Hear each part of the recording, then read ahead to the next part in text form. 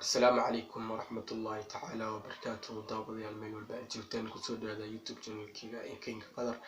barnaamijkeena maanta wuxuu ku saabsan yahay sida loo sameeyo calan anagoo isticmaalayna applicationka loo yaqaano Kenya Mister.